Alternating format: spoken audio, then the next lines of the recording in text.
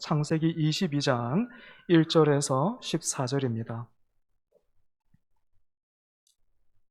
창세기 22장 1절에서 14절 말씀, 살아계신 하나님이 오늘 또 우리에게 말씀하실 때에 믿음으로 사모함으로 잘 받는 저와 여러분 되기를 바랍니다. 제가 봉독하겠습니다. 그 일 후에 하나님이 아브라함을 시험하시려고 그를 부르시되 아브라함아 하시니 그가 이르되 내가 여기 있나이다. 여호와께서 이르시되 내 아들 내 사랑하는 독자 이삭을 데리고 모리아 땅으로 가서 내가 내게 일러준 한 산 거기서 그를 번제로 드리라. 아브라함이 아침에 일찍이 일어나 나귀의 안장을 지우고 두 종과 그의 아들 이삭을 데리고 번제에 쓸 나무를 쪼개어 가지고 떠나 하나님이 자기에게 일러주신 곳으로 가더니 제3일에 아브라함이 눈을 들어 그곳을 멀리 바라본지라. 이에 아브라함이 종들에게 이르되 너희는 나귀와 함께 여기서 기다리라. 내가 아이와 함께 저기 가서 예배하고 우리가 너희에게로 돌아오리라 하고 아브라함이 이에 번제 나무를 가져다가 그의 아들 이삭에게 지우고 자기는 불과 칼을 손에 들고 두 사람이 동행하더니 이삭이 그 아버지 아브라함에게 말하여 이르되 내 아버지여 하니 그가 이르되 내 아들아 내가 여기 있노라. 이삭이 이르되 불과 나무는 있거니와 번제할 어린 양은 어디 있나이까? 아브라함이 이르되 내 아들아 번제할 어린 양은 하나님이 자기를 위하여 친히 준비하시리라 하고 두 사람이 함께 나아가서 하나님이 그에게 일러주신 곳에 이른지라. 이에 아브라함이 그곳에 제단을 쌓고 나무를 버려놓고 그의 아들 이삭을 결박하여 제단 나무 위에 놓고 손을 내밀어 칼을 잡고 그 아들을 잡으려 하니 여호와의 사자가 하늘에서부터 그를 불러 이르시되 아브라함아 아브라함아 하시는지라. 아브라함이 이르되 내가 여기 있나이다 하매 사자가 이르시되 그 아이에게 내 손을 대지 말라. 그에게 아무 일도 하지 말라.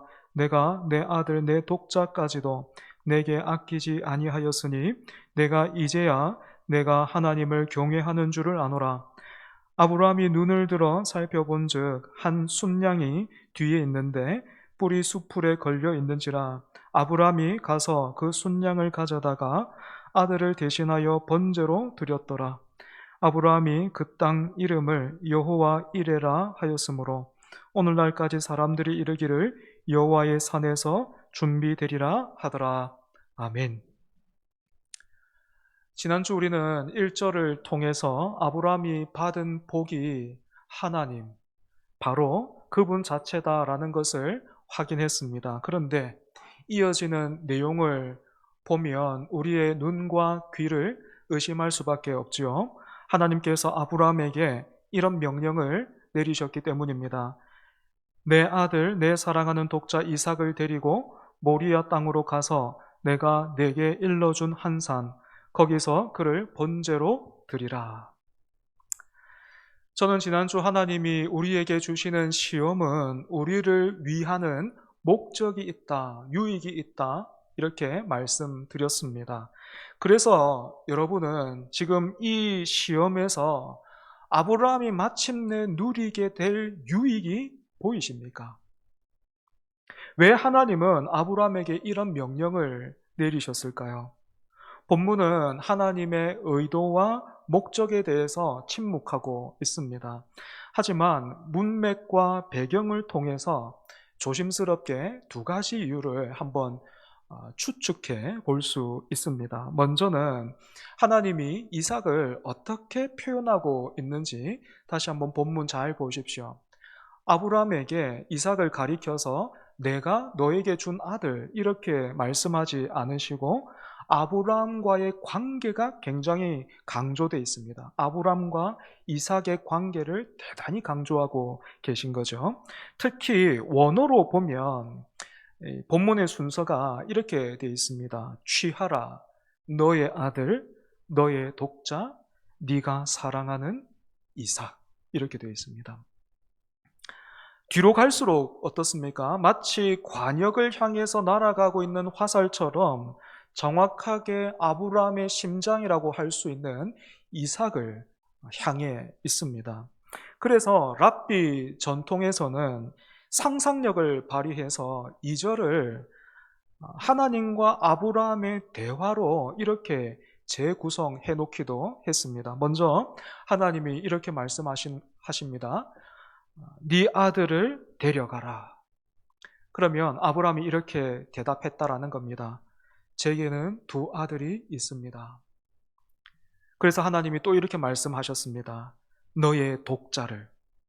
그러자 아브라함이 또 이렇게 대답합니다. 각자 제 어미에게는 독자입니다. 어떻습니까? 되게 잘 피하죠.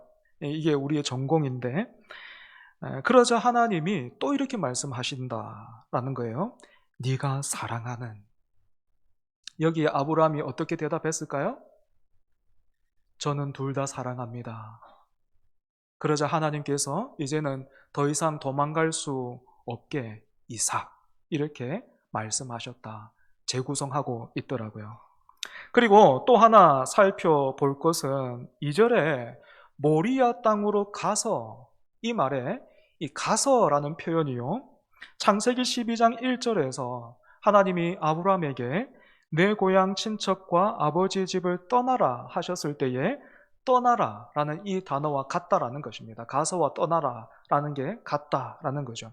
이렇게 보면 고향과 친척과 아버지의 집을 떠남으로 시작된 아브라함의 여정이 사랑하는 아들을 떠나보내야 하는 일로 절정을 맞고 있는 것입니다.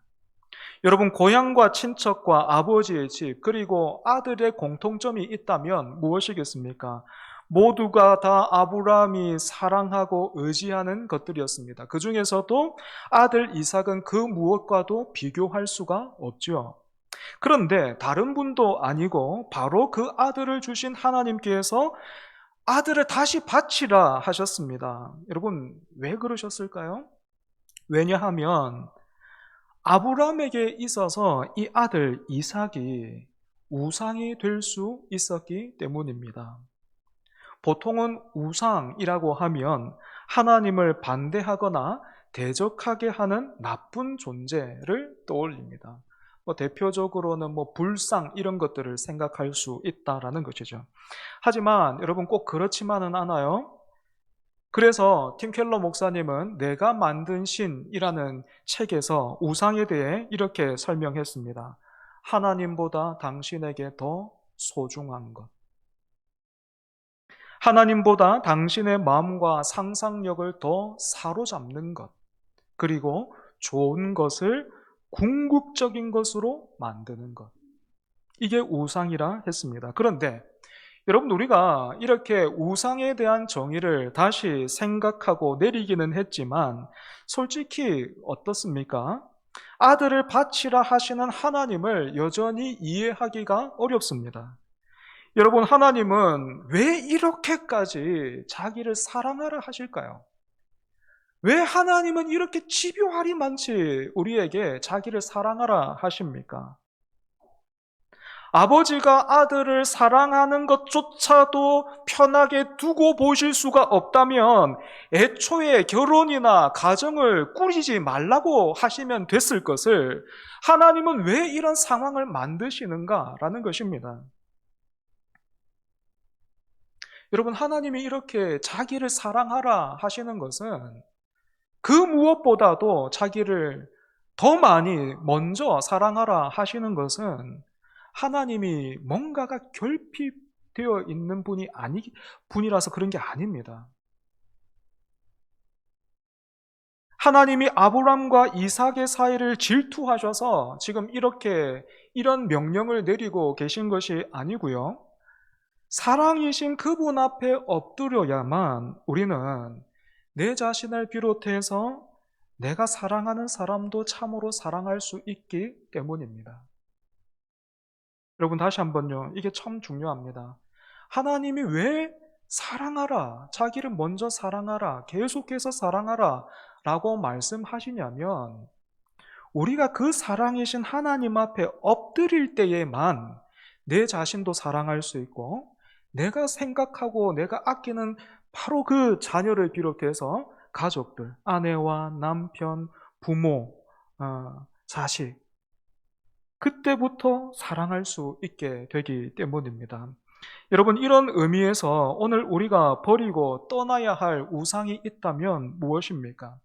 하나님의 이름이 높임 받으시고 하나님의 나라가 확장되고 하나님의 뜻이 하늘에서 이루어진 것처럼 이 땅에서 이루어지는 일보다 더 귀하고 의미 있는 일이 있다면 여러분, 그것이 무엇입니까? 하나님이 우리가 받은 가장 큰 복이고 예수 그리스도가 이 땅에서 그리고 내세에서 우리가 누릴 위로요 상급이다라는 말씀을 거듭해서 듣고 있고 또 알고 있고 동의하고 있기는 하지만 실제로 우리의 삶과 마음을 채우고 우리의 눈과 귀를 그리고 우리의 손과 발을 움직이게 하는 것, 그것이 무엇입니까? 오늘 여러분을 가게 만들고 여러분을 서게 만들 수 있는 것 무엇입니까? 요즘 주식 투자하는 분들 대단히 많더라고요. 여러분을 울고 또 웃게 만드는 것, 여러분의 눈과 귀를 잡아 끄는 것, 혹시 주식 아닙니까? 여러분에게 있어서 복음이 다른 어떤 것이 아니고 어떤 다른 사람은 알지 못하는 그 오를 것이 확정되어 있는 어떤 그런 주식 아닌가요? 우리의 중심, 우리의 마음에는 하나님이 계셔야 합니다. 복된 주일 예배의 자리에서 마음을 점검하는 은혜가 있기를 바랍니다. 하나님께서 아브라함을 시험하신 두 번째 이유는 당시의 종교적인 배경과 관련이 있어 보입니다. 대부분의 종교는 사람이 지극정성을 들여서 신을 찾아가면 신이 그 사람의 진심과 열정을 보고 원하는 것을 들어주는 그런 방식, 그런 관계죠.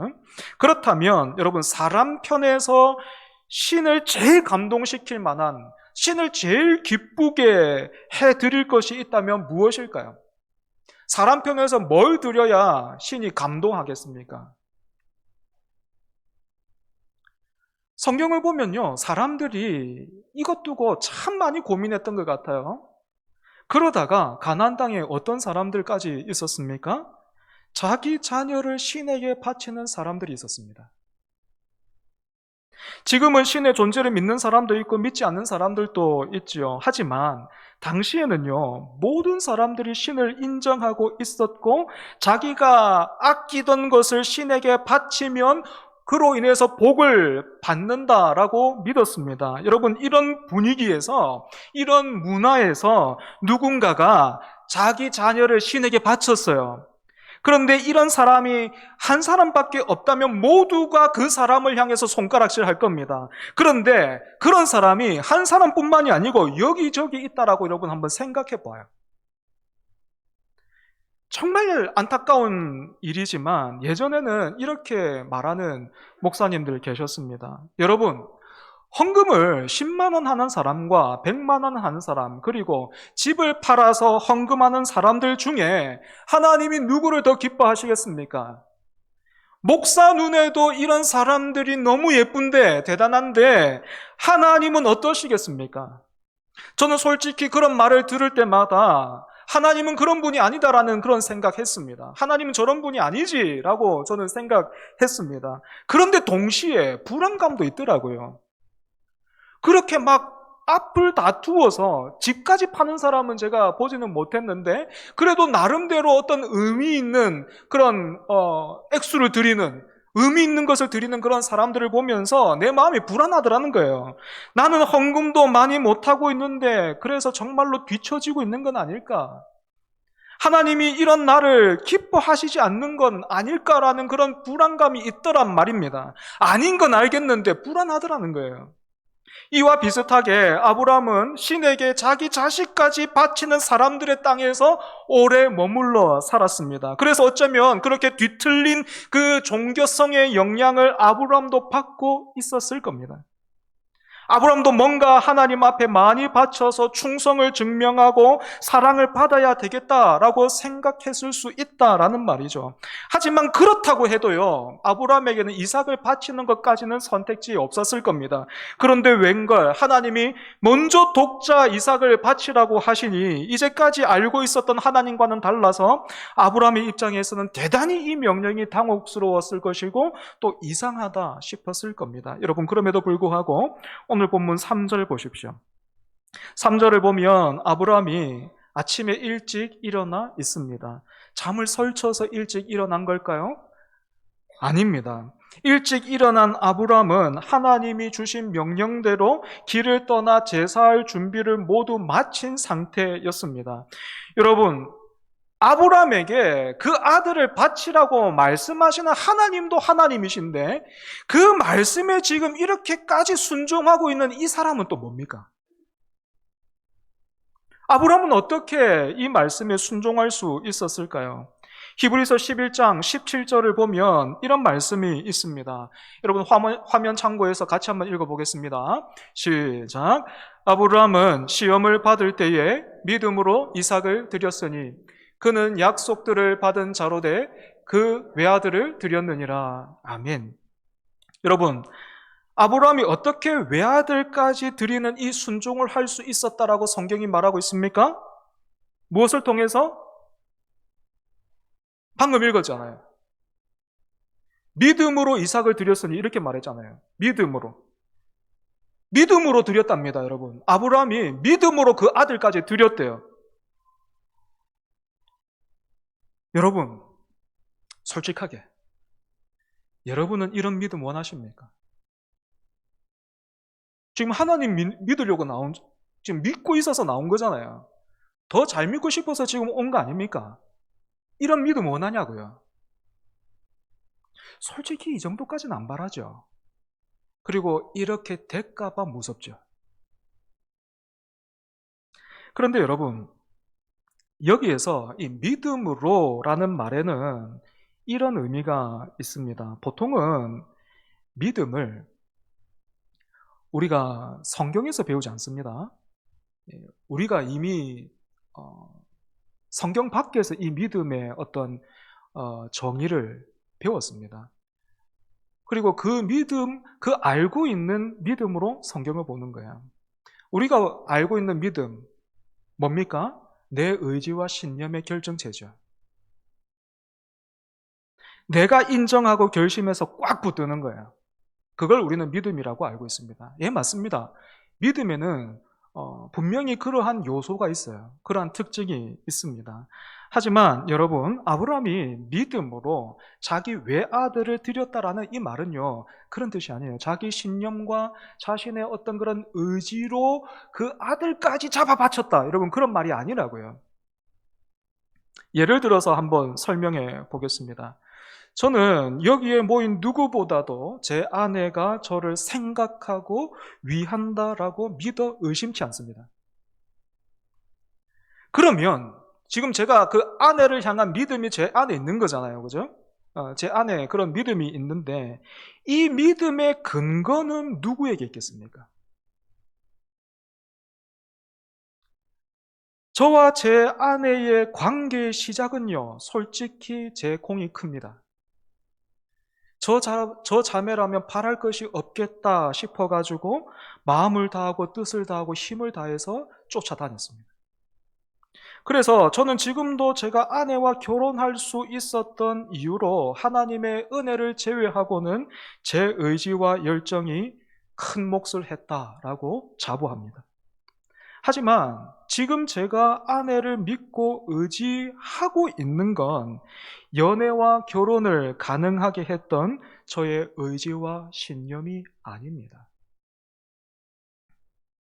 그렇다면 그 연애와 결혼을 가능하게 했던 저의 어떤 의지와 신념이 아니라면 지금 제가 제 아내를 믿고 있는 이 믿음은 어디서 온 겁니까? 이제까지 함께 살아오면서 아내가 보여주었던 말과 행동, 그 모습을 통해서 저는 아내를 믿고 있는 겁니다. 믿음의 근거가 저에게 없는 거죠. 그죠?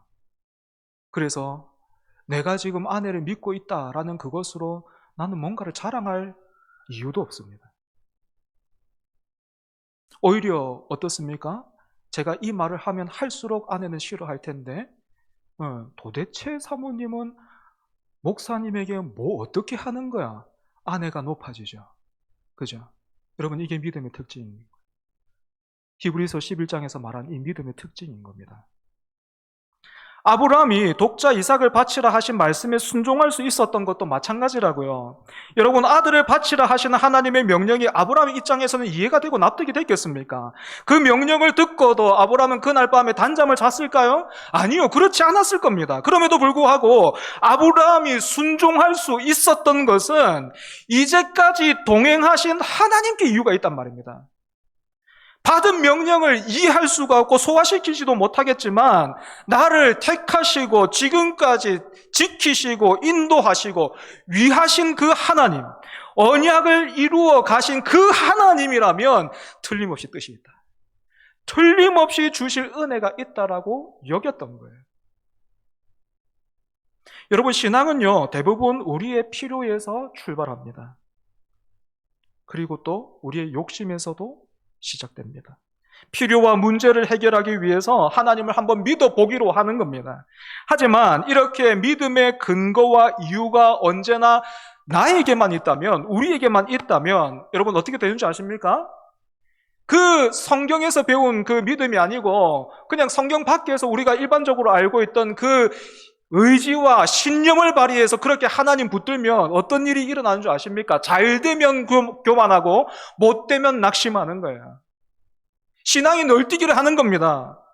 이런 기복이 왜 일어납니까? 믿음의 근거와 내용이 언제나 자기 자신에게 있기 때문입니다. 내가 믿어줬으니 하나님 노릇 좀 해주십시오. 내가 먼저 이렇게 바쳤으니 하나님도 셈을 좀 정확하게 해주시기 바랍니다. 하는 거예요. 그래서 여러분, 결과적으로 이런 신앙요, 믿음의 근거가 언제까지 내 자신에게만 있는, 내 의지와 신념에게만 있는 이런 신앙은 시간이 아무리 오래가도 하나님 말씀에 절대로 순종할 수 없습니다. 왜냐하면 이런 신앙은 처음부터 끝까지 자기 신념이 하나님보다 더 크기 때문에 그렇습니다.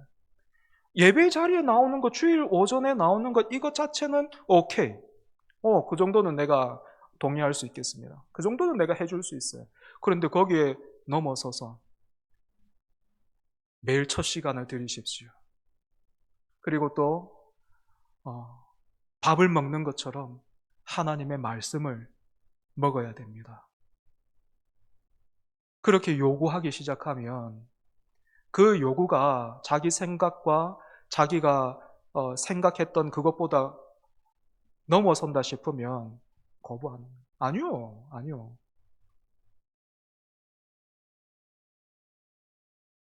하지만 여러분, 예수 그리스도를 구주로 영접하고 하나님의 자녀로서 하나님과 동행하는 사람은 달라요. 다를 수밖에 없습니다. 여러분, 초장 모임 어떻습니까?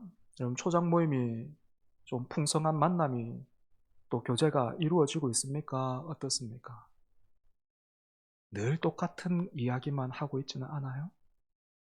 그러다 보니까 만나도 모르겠네, 그렇게 되지 않습니까? 그럼 그게 누구 탓입니까? 초장지기의 탓이에요? 아니요. 하나님과 동행하지 않기 때문입니다. 하나님과 동행하는 오늘이 없는 거예요.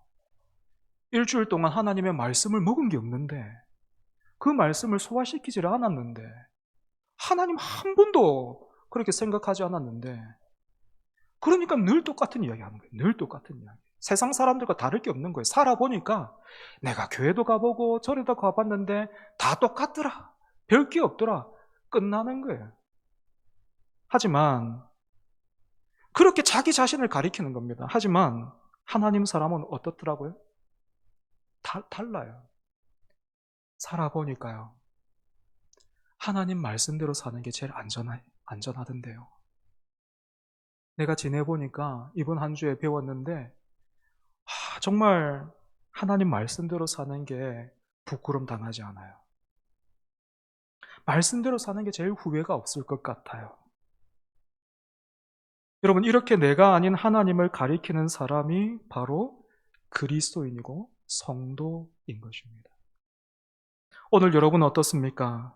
여전히 의지와 열정만으로 하나님을 믿고 있지는 않습니까? 그래서 자꾸 하나님과 사람 앞에서 어느 정도면 적당하게 잘하는 걸까 하면서 여러분 눈치를 보고 있지 않습니까? 적당하게 잘하는 게 그게 똑똑한 것 같아도요, 여러분 그러면 쉼이 없는 겁니다. 적당하게 잘하려고 하니까 쉼이 없는 거라고요. 사람들마다 다 다르니까. 기준을 말씀에 안 두고 사람들에게 두니까 쉼이 없는 거예요. 적당하게 어느 정도 해야 되는 거예요. 모든 것이 은혜라고 노래는 부르는데 모두 하나님이 해주셨다라고 말은 하면서 나를 몰라주면 여러분 섭섭함을 넘어서 분노가 일어나지는 않던가요? 오늘 우리가 하나님을 믿고 있는 이 믿음의 근거가 하나님께 있는 게 맞습니까? 다시 본문으로 돌아와서 4절을 보면 아브라함 일행이 3일 길을 걸어서 하나님이 말씀하신 장소 부근에 도착했습니다. 3일 길을 걸어오는 동안 여러분 아브라함의 마음은 어땠을까요? 그 걸음이 즐겁고 상쾌했겠습니까? 당연히 그렇지 않았을 겁니다. 하지만 아브라함은요, 그 길에서 벗어나지 않았습니다. 오히려 아브라함은 3일 길을 가면서 하나님이 주신 명령과 하나님에 대해서 깊이 묵상했던 것 같아요. 그래서 히브리서 11장 19절을 보면 이런 말씀이 있습니다. 역시 화면 참고해서 같이 한번 읽어보겠습니다. 시작. 그가 하나님이 능히 이삭을 죽은 자 가운데서 다시 살리실 줄로 생각한지라 비유컨대 그를 죽은 자 가운데서 도로 받은 것이니라. 아멘. 3일 길을 가는 동안 아브라함은 다른 것이 아니고 하나님을 깊이 묵상했어요. 자기 안에 올라오는 어떤 감정과 상황과 그런 것들을 묵상하고 또 묵상하고 꼬리에 꼬리를 따라가지고 막 나가는 것이 아니고 하나님을 묵상했습니다. 그러자 하나님은 언약의 신실하신 분이시다라는 사실이 새롭게 다가왔습니다. 그래서 하나님께서 이삭을 통해서 언약을 이루어 가겠다라고 하셨으니까 그 말씀도 반드시 이루어질 것이다라는 믿음이 생겼습니다. 동시에 아브라함은 하나님의 능력을 믿고 의지했습니다. 그래서 이삭이 죽게 되더라도 하나님은 능히 다시 살릴 수 있는 분이심을 아브라함은 믿었습니다. 여기에서 한 가지 흥미로운 것은 이삭의 반응이에요. 오늘 본문에서 이삭은 번제에 사용할 나무를 짊어지고 산을 올라갈 수 있을 만큼 장성한 상태였습니다. 그리고 벌써 아버지가 평소와는 뭔가 다르다라는 것을 산을 오르기 전부터 어느 정도 눈치채고 있었던 것으로 보입니다. 그럼에도 불구하고 이삭도 역시 어떻습니까? 그 길에서 도망을 친다거나 반항을 하지 않았습니다. 여러분, 이런 아브람과 이삭의 모습을 통해서 우리가 누구의 그림자를 보게 됩니까? 우리를 위해서 아들을 내어주신 하나님, 우리를 위해서 십자가를 지신 예수님을 보게 됩니다. 그리고 7절과 8절에 나오는 아브람과 이삭의 대화도 참 중요한데 이삭이 이렇게 물었습니다. 불과 나무는 있거니와 번제할 어린 양은 어디 있나이까? 여기에 아버지 아브라함이 답을 하죠. 번제할 어린 양은 하나님이 자기를 위하여 친히 준비하시리라. 여러분, 아브라함이 뭔가를 내다보고 이런 말을 했겠습니까? 그렇지 않습니다. 아브라함이 아는 건 단 하나, 오직 하나. 하나님이 하신다라는 거예요. 어떻게는 모르겠는데, 언젠지는 모르겠는데 하나님이 하신다라는 겁니다. 그리고 이 믿음대로 아브라함이 이삭을 잡으려고 하자 하나님께서 아브라함을 2번 부르시죠. 아브라함아, 아브라함아 2번 부르셨습니다. 왜 2번 부르셨겠습니까? 이 다급했던 상황을 알려주기도 하지만 성경에서 이름을 이렇게 2번 부르는 것은 친밀함과 애정을 담고 있습니다. 그리고 이 부르심에 아브라함이 어떤 모습을 보이고 있습니까? 여러분, 아브라함아, 아브라함아 하시니까 아브라함이 어떤 모습을 보이고 있습니까? 저 같으면요. 왜요? 그랬을 거예요. 왜요? 하잖아요. 하는 중이잖아요. 왜 또 부릅니까? 막 이렇게 했을 거예요. 또 뭐? 이랬을 거예요. 그런데 아브라함이 지금 어떻게 하고 있습니까? 내가 여기 있나이다. 시험 받기 전과 똑같죠. 시험을 받은 그때와 지금의 모습이 똑같습니다. 똑같이 예배자의 모습입니다. 내가 여기 있습니다. 지난 3일 동안 겪었던 일을 생각하면 만감이 교차하면서 당장이라도 하나님을 향한 원망의 눈물이 터져 나올 것도 같은데, 아브라함은 하나님 앞에서 시험을 받기 전과 똑같이 예배자의 모습을 보여주고 있습니다.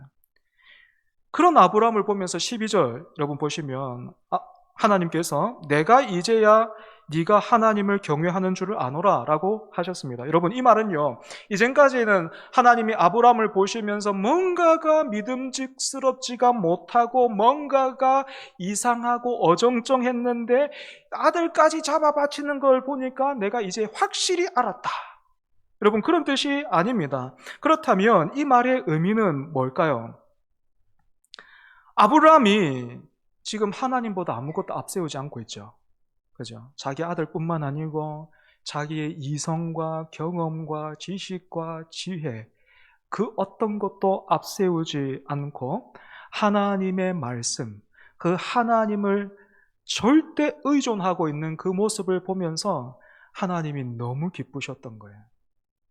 여러분, 아기가 태어나면 그 아이가 자라서 아빠, 엄마라는 말을 할 수 있을 때까지 부모가 어떻게 합니까? 그 앞에서 수도 없이 아빠와 엄마를 얘기하죠. 그죠? 아빠, 아빠, 엄마, 엄마. 반복하고 또 반복합니다. 그러다가 마침내 아이가 어설프게라도 아빠, 엄마라고 하면 부모는 마치 세상을 다 얻은 것처럼 기뻐합니다. 하나님이 아브라함을 처음 찾아가셨을 때부터 기대하고 바라시는 것은요, 아들까지 바칠 수 있는 그런 아브라함의 의지와 열정이 아니라 하나님이 내 생각보다 더 크고 더 선하시기에 그 하나님을 절대 의존하는 것이었어요. 그래서 아브라함을 향해서 하나님이 내가 이제야 알겠다라고 하신 것은 다른 뜻이 아니고요, 그 아브라함을 향해서 브라보 아브라함, 잘했다 아브라함 하신 것입니다. 그런데 여러분, 이 이야기는 이렇게 아브라함이 하나님 앞에서 칭찬을 받은 일로 끝나지 않고 있습니다. 13절과 14절을 보면 아브라함이 수풀에 뿔이 걸려 있는 순양을 발견했고 그 양으로 아들을 대신해서 하나님 앞에 번제를 드렸습니다. 그리고 그 땅의 이름을 여호와 이레라고 붙였죠. 여호와 이레 무슨 뜻입니까? 여호와께서 준비하신다라는 겁니다. 여호와께서 준비하신다. 뭘 준비하십니까, 여러분? 이 여호와 이레라는 이 말도 우리가 좀 잘 이해할 필요가 있습니다. 하나님이 우리의 취향과 우리가 원하는 것을 아시고 하나님께 잘 보이면 하나님이 준비한 마치 생일 선물처럼요. 그 생일 선물처럼 언젠가 짜잔 하면서 그렇게 보여주실 것이다라는 말이 아닙니다. 여러분, 여호와 이레 이 고백대로 이 아브라함이 번제를 드린 이곳이 성경에서 어떻게 이어지고 있는지 아십니까? 오늘 본문 포함해가지고 4번 이렇게 강조되어서 나오고 있는데 시간상 다 살펴보지는 못하고, 여러분, 지금 아브라함이 그 이삭을 잡아 바치고 있는 이 모리아 산에 나중에 뭐가 세워지냐면 솔로몬 성전이 섭니다. 솔로몬 성전이 세워지고 또 바로 이곳이라고는 할 수 없지만 의미상으로 예수님께서 십자가에 달려 죽으셨던 그 골고다 언덕과 이어져 있어요. 가나안 땅의 종교는 사람이 준비한 것으로 신을 즐겁게 해서 내가 원하는 것을 얻었다면 하나님은 이렇게 말씀하시는 거예요. 내가 너희를 위하여 준비하리라. 내가 준비한 그것으로 너희를 기쁘게 하고 위로하리라. 그러니 나를 믿으라 하시는 것입니다. 그래서 우리를 위해서 준비하신 하나님의 어린 양이 누굽니까? 바로 예수 그리스도입니다. 아브라함이 자기 아들 이삭을 바칠 때에는 하나님이 아브라함의 이름을 부르시면서 그 칼을 막아서셨는데 골고다 언덕에서는 하나님이 자기 아들을 향해서는 침묵하셨습니다. 예수님이 십자가에서 아버지를 부르면서 그렇게 절규하셨음에도 불구하고 하나님은 아무것도 막아주지 아니하셨고 아무것도 덜어주지도 않으셨고 오히려 우리가 당해야 할 심판과 저주를 다 그 아들에게 쏟아 부으셨습니다. 여러분, 놀랍게도 우리를 향한 이런 은혜와 사랑이 창세기에도 이렇게 드러나 있는 것입니다. 그래서 여러분, 오늘 본문은요, 아들도 아끼지 않았던 아브람만의 이야기가 아니고 우리를 위해서 아무것도 아끼지 않으시는 하나님의 이야기이기도 한 것입니다. 말씀을 정리하겠습니다. 여호와 이레, 하나님께서 친히 우리를 위해서 준비하셨습니다. 무엇을 준비하셨습니까? 여러분, 다른 것이 아니고 그 아들을 준비하셨습니다. 그리고 하나님께서 준비하신 그 아들, 그 어린 양, 그 아들을 통해서 하나님께 나오는 사람, 그 아들을 통해서 하나님 앞에 더 가까이 나오는 사람, 그 사람을 하나님은 지금도 기뻐하시는 거예요. 그래서 이 이야기를 통해서 오늘 우리에게 말씀하시는 게 무엇입니까? 더 가까이 나오라는 거예요. 하나님께로 더 가까이 나오라는 거예요. 믿음이 없이는 하나님을 기쁘시게 하지 못한다라는 것입니다. 그런데 그 믿음을 누가 받아 누립니까? 하나님과 동행하면서, 예배자로서 동행하면서 부족해도, 아브라함이 얼마나 못난 모습 보였어요. 그럼에도 불구하고 하나님과 동행하는 그 사람, 그 사람에게 하나님이 선물로 주시는 것입니다.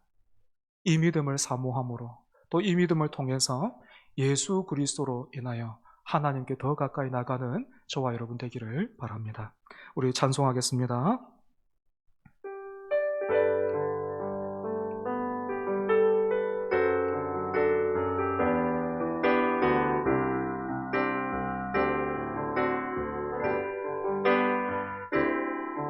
내가 주인 삼은 모든 건 내려놓고 내 주 되신 주 앞에 나가 내가 사랑했던 모든 건 내려놓고 주님만 사랑해. 내가 주인 삼은 모든 건 내려놓고 내 주 되신 주 앞에 나가 내가 사랑했던 모든 건 내려놓고 주님만 사랑해. 주 사랑 거친 풍랑에도 깊은 바다처럼 나를 잠잠케 해. 주 사랑 내 영혼의 반석 그 사랑 위에 서리. 다시 한번 내가 주인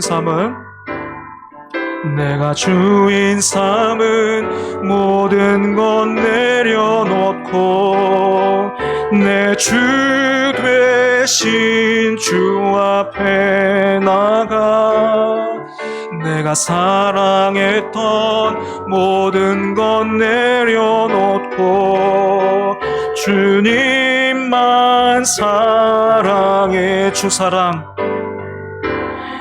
사랑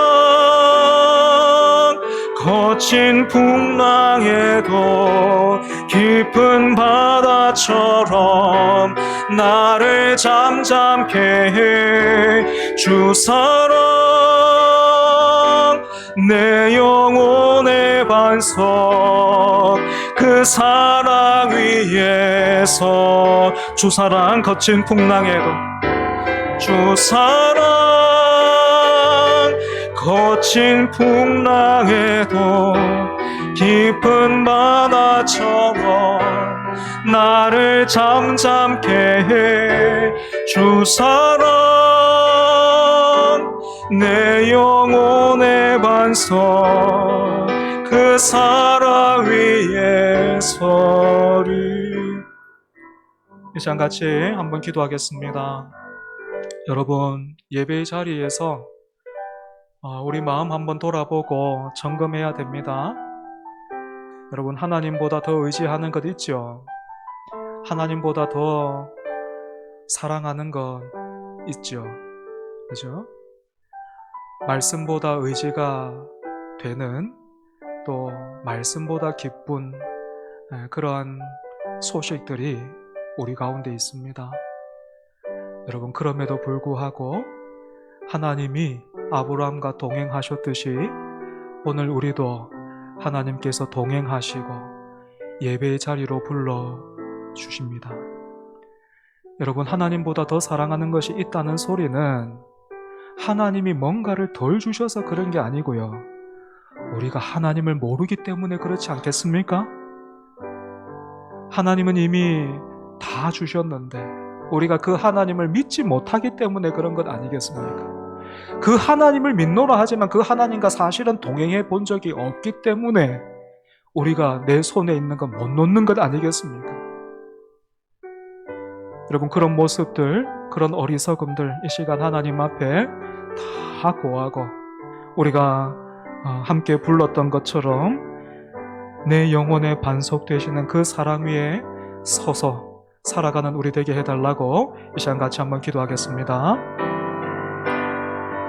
아버지 하나님, 오늘도 예배의 자리로 우리를 불러주셔서 감사합니다. 우리에게 뭔가를 요구하시고 또 바치라 하기 전에 여호와 이레, 여호와께서 준비하사 우리를 위하여 그 아들을 내어주셨습니다. 그 아들을 십자가에 못 박아 하나님, 우리가 아직 죄인 되었을 때에 그 사랑을 확증해 보이셨습니다. 아버지 하나님, 그 사랑 가운데 또한 그 아들을 통하여 우리가 아브라함처럼 주께로 더욱더 가까이 나가게 하여 주시옵소서. 그래서 하나님, 우리가 정말로 아브라함을 보면서 하나님이 잘했다, 브라보 아브라함 하셨던 거죠. 하나님, 우리도 그와 같이 하나님의 기쁨이 되게 하여 주시옵소서. 그와 같이 하나님을 의지하고 하나님께로 가까이 나아갈 수 있게 하여 주시옵소서.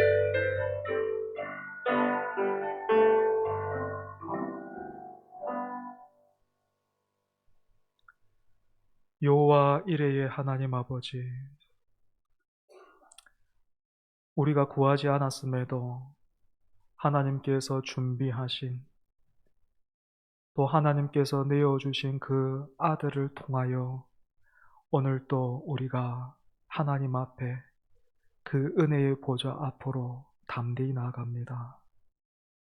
하나님, 말씀 앞에서 또 예배의 자리에서 우리의 중심, 우리의 마음을 들여다보고 또한 하나님 앞에 고백합니다. 여전히 하나님보다 귀한 건 많습니다. 여전히 하나님보다 사랑하는 것도 많이 있습니다. 여전히 우리는 하나님의 말씀에 무지하고 안 믿을 준비가 되어 있고 시험에 빠져 들어갈 준비도 되어 있습니다. 그럼에도 불구하고 그러한 우리와 동행하사 오늘 또 예배의 자리로 불러주신 하나님 아버지, 우리 안에 있는 그 하나님보다 더 의지하고 사랑하는 것 다 내려놓게 해 주시옵소서. 이것마저도 우리 힘으로 할 수 없어 하나님의 도우심을 구하고 또 성령의 은혜를 구합니다. 이런 우리를 불쌍히 여기사 하나님보다 더 의지하고 사랑했던 것 다 내려놓고 그 예수 그리스도를 통하여 하나님께로 더 가까이 나가는 우리 되게 하여 주시옵소서. 그래서 하나님, 우리 평생에 가리켜 보일 또 영광 돌려드릴 그것이 다른 것이 아니라 오직 하나님 한 분만 되게 하여 주옵소서. 예수님 이름으로 기도합니다. 아멘.